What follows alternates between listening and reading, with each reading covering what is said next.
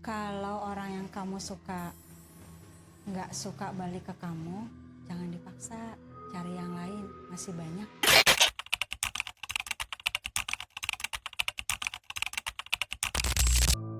Halo, nama saya Dian, sepertinya saya clairvoyant. Malam ini aku mau bahas yang namanya pelet. Walaupun teknologi udah secanggih ini loh ya, itu masih ada loh.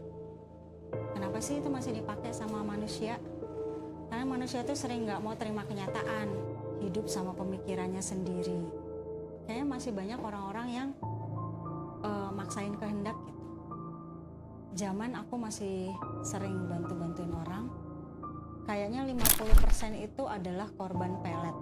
Malah aku pernah loh dimintain tolong untuk melet seseorang, tapi aku nggak mau. Kalaupun ada sebuah hubungan yang jadi karena hasil pelet, percaya deh itu berkahnya nol besar, karena kita jadi memaksakan kehendak, terus bikin orang yang dipaksa jadi pasangan kita itu nggak jadi diri sendiri. Terus menurut kalian hubungan kayak gitu, apalagi kalau sampai ke pernikahan, berkah apa enggak? Karena terjadinya aja sudah di luar syariat agama. Pelet itu ada banyak macamnya, ada yang lewat makanan, ada yang tahu aku diambil bajunya, baju dalamnya, rambutnya, atau gelas bekas dia minum karena butuh DNA-nya supaya kiriman peletnya itu tepat sasaran. Apa yang terjadi kalau kita dipelet?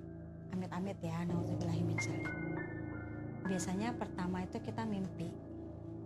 Mimpinya itu kayak kita tersesat. Nanti di waktu-waktu tertentu kita akan mimpi nih masih tersesat, terus kita ketemu sama orang, ya kan? Biasanya lawan jenis. Biasanya lawan jenis itulah yang memelet kita, seakan-akan dia penyelamat. Sebenarnya proses pelet itu akan terjadi di keadaan seperti kita bermimpi, gitu. Seakan-akan kita diselamatkan, seakan-akan kita dicintai banget, disayang banget, apa segala macam. Jadi yang dicari itu adalah sisi hutang budinya kita gitu. Nanti ketika kita dalam keadaan sadar, itu kita bakal keinget terus tuh sama seorang itu. Sampai akhirnya kita merasa butuh sama dia. Tapi yang namanya manusia, makhluk yang paling dicintai sama Allah, sama Tuhan, itu pasti akan ada momen-momen dimana kita tuh sadar, kayaknya harusnya nggak gini deh, kok gue bisa sama dia deh.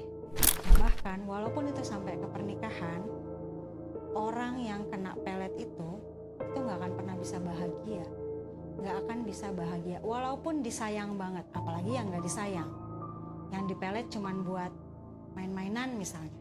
Kenapa? Karena akan ada peperangan di dalam batinnya. Belum lagi kita harus memaintain pelet itu, karena itu udah masa kadaluarsanya loh, ada masa expirednya. Harus lagi ke dukun untuk renewal, pembaruan, kayak registrasi ulang gitu doh. Cara mencegahnya mau gimana? Karena aku muslim, aku taunya cara-cara di Islam, ya kan? Wudhu adalah salah satu yang paling gampang, tapi juga paling manjur. Wudhu kan kalau cuma mau sholat doang kak, nggak harus kok. Kalau kamu jaga wudhu kamu setiap waktu, insya Allah kamu terhindar dari kayak gitu-gitu. Apalagi kalau ada indikasi, misalnya ada lawan jenis yang sebenarnya kamu nggak suka, tapi kayak ngejar kamu terus dan kelakuannya mulai aneh. Terus dia ngasih kamu makanan, biasanya makanan atau minuman yang diminum, yang masuk ke badan kita. Lebih baik hindari. Kalau dipaksa gimana kak? Bismillah 21 kali. Tahan nafas sebelum mengkonsumsi yang apa yang dia kasih. Kalau kamu gak suka sama orang tapi dia ngejar kamu terus, juga mesti jaga-jaga, jangan sampai menyakiti hati.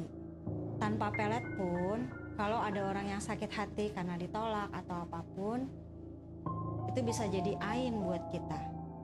Ingat, kalau kita nyakitin hati orang itu berarti kita menzolimi.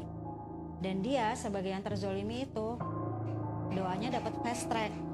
Bagaimana sih supaya kita terhindar dari hal-hal itu? perbaiki diri, banyak musahabah diri, banyak doa, lakukan hal-hal yang paling sederhana. Kalau di muslim kayak wudu, kalau di agama lain aku nggak tahu caranya gimana, tapi pasti ada. Dan satu, hindari menyakiti hati orang lain, hindari. Kalau ada yang mau kalian sharing silahkan DM atau join channel aku. Mudah-mudahan semuanya dalam perlindungan Allah, semuanya dalam berkah Allah, dan semoga besok jadi jauh lebih baik daripada hari ini. Terima kasih.